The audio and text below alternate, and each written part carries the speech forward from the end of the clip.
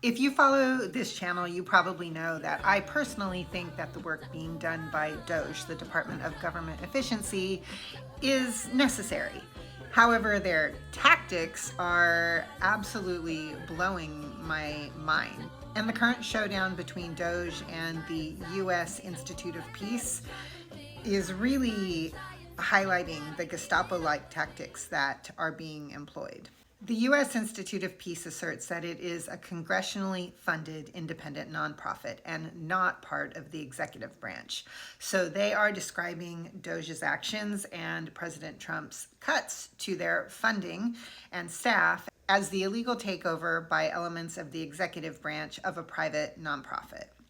And their building that they occupy, they assert, is not a federal building, and so DOGE, the Department of Government Efficiency, has no right to enter and take over that building. Yesterday, the U.S. Institute of Peace asked a court to block DOGE from dismantling the agency, saying that it is experiencing a literal trespass and takeover by force. According to the Peace Institute, DOGE staffers plundered the office in an attempt to gain access and control over the Institute's infrastructure, as well as gaining access to sensitive information in their computer systems.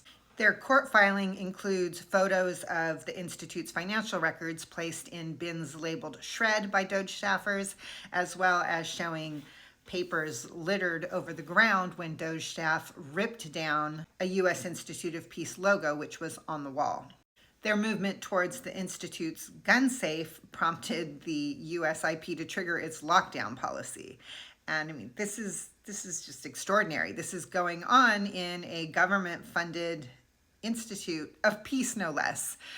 These Gestapo-like tactics are pretty shocking. There is a legal way to defund spending on agencies that no longer meet the administration's priorities. There's a legal way to downsize staff, and this is definitely not it. A temporary restraining order has been issued against DOGE, which seems remarkable to even be saying that sentence, and I guess we'll have to see if it holds, but pretty shocking changes in our government these days.